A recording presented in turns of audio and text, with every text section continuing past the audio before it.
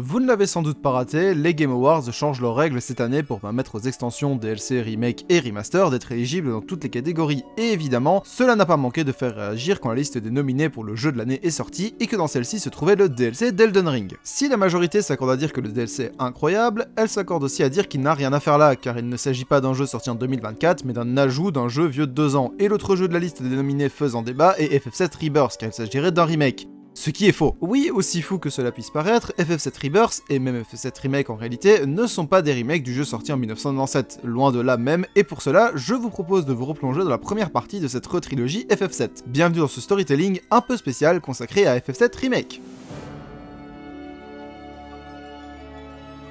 Avant toute chose, j'aimerais rappeler une chose, ça. Ceci est la liste des nominés pour le GOTY de 2020, et on retrouve dans la liste un certain FF7 Remake, 4 ans avant le fameux changement de règles qui fait tant polémique. Donc qu'est-ce que cela peut bien signifier? Chacun son avis là-dessus, mais personnellement, je le comprends comme le fait que FF7 Remake n'était déjà pas considéré comme un remake à l'époque, amenant donc au fait que Rebirth n'a pas à l'être considéré non plus, mais plutôt que de me baser là-dessus, je vais expliquer et détailler pourquoi ces deux jeux ne sont pas des remakes. Premièrement, il faut définir deux termes, remaster et remake. Un remaster est une version upgradée d'un jeu existant, majoritairement au niveau des graphismes, et parfois des musiques, afin de donner une meilleure expérience aux joueurs. Par exemple, on peut citer The Last of Us Remastered, The Elder Scrolls V Skyrim Anniversary Edition, ou encore, pour rester chez Square Enix, Final Fantasy VIII Remastered. Un remaster, c'est la même expérience que celle d'origine, dans une version un peu plus agréable, plus lisse. Un remake est déjà un travail plus conséquent, car on amène un changement plus conséquent. Que ça soit les graphismes ou le gameplay, toute la technique est revue pour proposer une expérience toute nouvelle, impliquant souvent un grand écart technologique entre la version d'origine et la version remake. Ici, on va retrouver les Resident Evil 2, 3 et 4, sortis en 2019, 2020 et 2023, Silent Hill 2 sorti en 2024, ou encore les Spyro Reignite Trilogy et Crash Bandicoot Insane Trilogy, bien que ces deux derniers soient sujets à débat, certains les mettant du côté remaster et d'autres remakes. Si vous avez bien suivi jusqu'ici, les remasters et remakes sont définis par des notions techniques et racontent, à peu de choses près, la même histoire avec un rythme similaire et la même finalité, l'ajout de quelques éléments durant ces dernières étant possible, mais le déroulé est fondamentalement le même, et c'est là que FF7 Remake diffère. Accrochez-vous bien, ça va peut-être vous surprendre, FF7 Remake ne raconte pas la même histoire que FF7, contrairement à ce que son titre peut faire croire. Alors, soyons clairs, la base est la même, mais Remake introduit énormément d'éléments qui modifient la trame de ce dernier, changeant fondamentalement le déroulé d'histoire et tout ce qui s'y rapporte. Pour cela, on va analyser le tout premier chapitre du jeu, l'attaque du réacteur numéro 1. Dans le jeu d'origine, ça donne arrivée du train, on tue des gardes, on avance dans le réacteur, on pose la bombe, on tue un scorpion, on fuit, le réacteur explose, et voilà. Dans Remake, ça donne basiquement la même chose avec quelques ajouts. Cloud a des légers maux de tête et hallucinations, indiquant donc beaucoup plus tôt qu'il a des problèmes, et la Shinra observe tous nos mouvements en plus d'être le véritable responsable de la destruction du réacteur. Rien que ces ajouts et changements modifient certaines dynamiques du jeu d'origine. L'explosion du réacteur était provoquée par le groupe éco-terroriste Avalanche, suggérant donc le fait qu'ils avaient accès à du matériel assez puissant pour faire sauter des réacteurs, ce qui n'est plus le cas dans Remake, la bombe du groupe ne faisant que peu de dégâts, et c'est l'ordre donné par les hauts gradés de la Shinra qui provoque la destruction du réacteur. Pour les problèmes de Cloud, ces derniers sont encore plus mis en avant dans le chapitre 2, car il croise déjà une hallucination de Sephiroth, le même Sephiroth qu'on ne croise que beaucoup plus tard dans le jeu d'origine si on ne compte pas le flashback de Calm. Le fait d'introduire Sephiroth aussitôt dans le récit a pour but de surprendre le joueur qui connaît déjà l'histoire, ne s'attendant pas à le croiser à ce moment-là, tout en établissant la relation entre lui et Cloud, et qui sera un point central de l'aventure. Je n'ai cité que des changements faits dans le premier chapitre, pour montrer que rien qu'avec cela, l'histoire de Remake est sur des bases qui vont la faire dévier du jeu d'origine, et des changements dans ce jeu, il y en a beaucoup. Aeris qui en sait plus qu'elle ne le montre, les fillers, les habitants des bidonvilles, le passage dans l'entrepôt avec Jesse, Biggs et Wedge, la surveillance de la Shinra dans le réacteur numéro 5, les interventions des Turks, les fillers, Wall Market, les fillers, les labos souterrains de la Shinra, les fillers, la tour Shinra, le labo dojo, Genova, les fillers, Sephiroth, les fillers et encore les fillers. Vous aurez remarqué qu'une des grosses nouveautés de ce FF7 Remake sont les fillers,